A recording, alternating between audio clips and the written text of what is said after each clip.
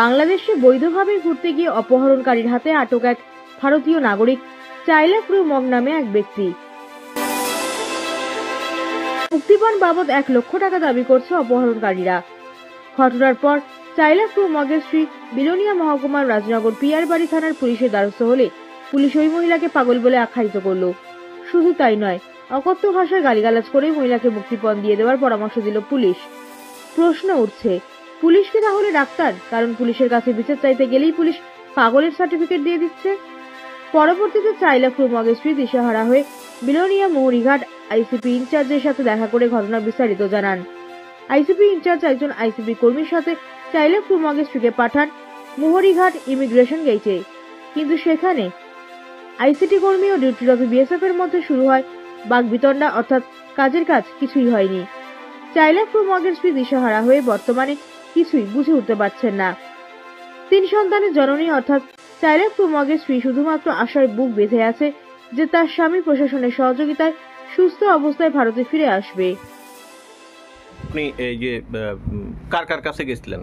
আমি প্রথমে আইছিল কেউ নাই এখানে, তো এই অফিসেও কেউ নাই। ভোরবেলা? হ্যাঁ, ভোরে 5টার সময়। আচ্ছা। তো আইসি যে ও এখানে বিএসএফ একজন আসছিল, বয়স্ক মানুষ। আমি কইছি যে কেউ আসে না অফিসার স্যার, উনি কইছে না আমার কিতা হয়েছে। আমি কইছি এমন হয়েছে আমার জামাইরে তো বাংলাদেশে ঘটনাটা কইছেন? হ্যাঁ, কই দিছে। বিএসএফ কি কইছে?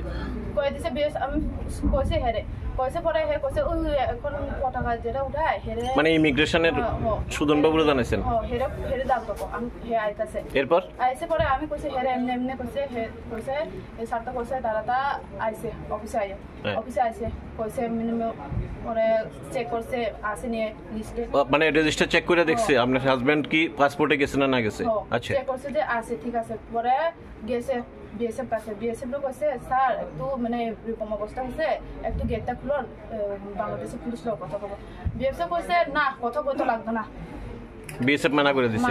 একবার মানা করে দিতে লাগবে না তোমার। এরপরে থানাতে গেছেন? না, এই সময় মানা করে দিছে যে দাঁড়া রয়েছে। মানা করছে যখন আমার চোখে জল আছে, দাঁড়াতে কইতাছে তোমার হেড চোখে কান্নাতে দেখছে না, চোখে জল দেখে না, কান্দুক একদিন কানবো 2 দিন কানবো কান্দুক এমনি কর। পরে এমনি কইটা গেছে যে দাদাটা এখানে দাঁড়ায় কথা কইতাছে যে বিএসএ আবার জিজ্ঞাসা আমার কিতা হয়েছে। আমি আবার কথা কইছি, এই কথাটা রিপিট করা কইছে। পরে বিএসএফ এর আপনার সমস্যাটা কইছিলেন? হ্যাঁ, আবার রিপিট করা কইছে। আমি পরে বিএসএফ লগে দাদার লগে ঝগড়া হয়ে গেছে। বিএসএফ দুর্ব্যবহার করছে যে এই সময় ঝগড়া হয়েছে, আয়া করছে আবার ফিরে। পরে আইসে যে এখানে 2 জন মহিলা, একজন বিএসএফ আর পুরুষ একজন আইসে যে মহিলাটা দাঁড়াইছে স্কুটি দাঁড়াইছে। পরে পুরুষটা আয়া এখানে আঙুল দিয়ে ধমক দিয়ে কথা কয় কারে? দাদাটাই, মানে ইমিগ্রেশনের যে আচ্ছা ওনারে মানে আঙুল দিয়ে কথা কয়। এই সময় মানে কথাবার্তা হয়েছে, মানে পরে একটু থামছে। আমি কইছে হয়েছে এত কইতে লাগবে না। এরপর কই গেছেন? আমি এই সময় আবার আইছে এখানে, আয়া সেটা বসে কতক্ষণ আবার হিরিয়ে গেছে, যত অফিসার ডাক দিছে। আপনারা এরপরে তারা কোনখানে পাঠাইছে? পরে ইমিগ্রেশন অফিস থেকে পুলিশে পাঠাইছে। হ্যাঁ, ওইখানে পুলিশেরও জানাইছেন? পুলিশে গেছে। আমি কইছে কি লেগে আইছে এমনি কো। আমি কইছে স্যার আমার জামাইরে তো বাংলাদেশে মন হইছে, এই লেগে আইছে। ইমিগ্রেশন অফিস থেকে কইছে জিবি দাই একটু রেজিস্টার মানে জিডি এন্ট্রি করতেন। ও মানে থানাতে গেছিলেন? হ্যাঁ, গেছে। আচ্ছা, তো এমনি করা মানে আরামসে বয়া কইতাছে তোমার জামাই যাবার সময় আমারও কয়ে গেছিল। মানে কি পুলিশ অফিসার? হ্যাঁ, আমার খুব কষ্ট হয়েছে এই সময়। কি কইছে? তোমার জামাই যাবার সময় বাংলাদেশে যাবার সময় আমারও কয়ে গেছিনি। আচ্ছা, তো আমার খুব কষ্ট হয়েছে, চোখে জল আয়া পড়ছে এই সময়। তো এই সময় কথাবার্তা কইছে কম করে। আমার জামাই থেকে কল আছে। আমি বলছি স্যার তুই চুপ করো না, ওই হেরা কল করতেছে, টাকা দাবি করতেছে। কারা টাকা দাবি করছে? বাংলাদেশের লোকজন টাকা দাবি করতেছে। আর পুলিশ স্টেশনে যখন আসছিলেন তখনও করছে? কইছে মানে হেরা ফোন করছে যে আমি স্যারেও কইছে, পুলিশও কইছে। আচ্ছা, কি কইছে? মানে হেরা টাকা দাবি করতেছে 1 লাখ টাকা, এখন মানে 10,000 দিবার লাগে কইছে। তো এই কথা কইছে আর কি। তো মানে আমার কথা কইতেও পারে না এই সময়। হেরা এমনি কথা কইছে, মনে কষ্ট হয়ে গেছে। তো ওই সময় স্যার একটু চুপ করুন, আমি কথা কই।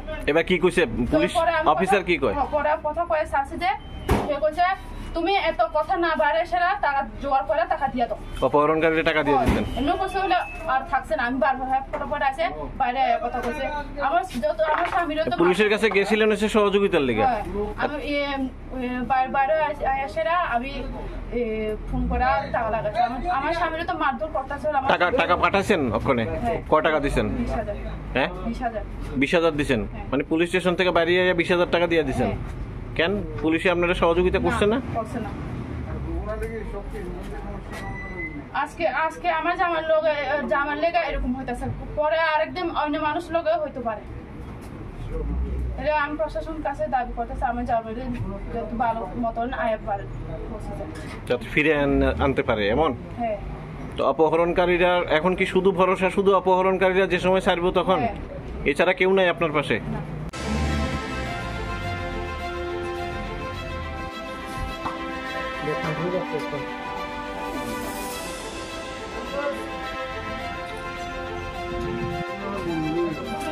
বন্ধু